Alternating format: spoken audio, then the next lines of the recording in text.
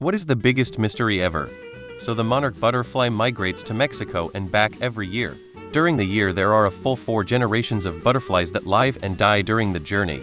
Upon returning back from Mexico, the butterfly manages to find the same trees its relatives started out at despite never having been there.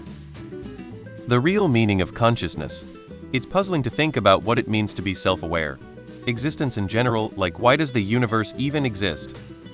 The brain, the organ with the capacity to comprehend the cosmos and control it with cutting-edge technology created from that comprehension, but finds it difficult to understand how the brain works in real time. We understand some things, such as how certain areas work and how their failure affects how we experience life, but we are unable to explain consciousness, which is the collective manifestation of all of these experiences. What do the hidden inaccessible books from inside the Library of Vatican say? Arthur Conan Doyle once sent a prank letter to 5 of his friends, which read, "We are discovered. Flee at once." And one of them did indeed flee, disappeared and was never heard from again. I always wondered who he truly was, who he worked for, what he was trying to do, and who the other conspirators were. Are we alone in the universe? What sort of knowledge was lost when the library at Alexandria was burned?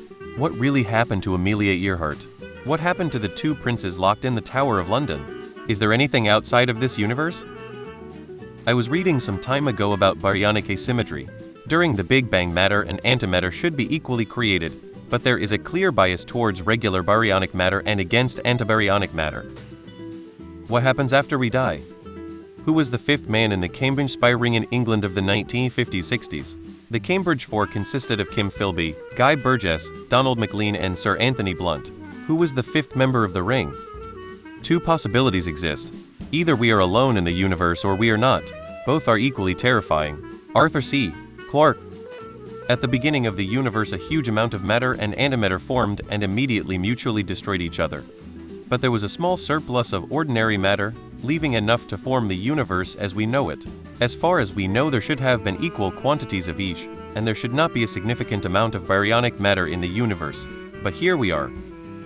What happened to that one t-shirt I used to own? The disappearance of Malaysia Airlines Flight 370. Where Prince's guitar went at the end of the Rock and Roll Hall of Fames while my guitar gently weeps.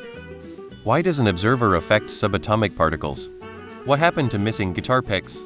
I've lost 100s in my house. Jack the Ripper.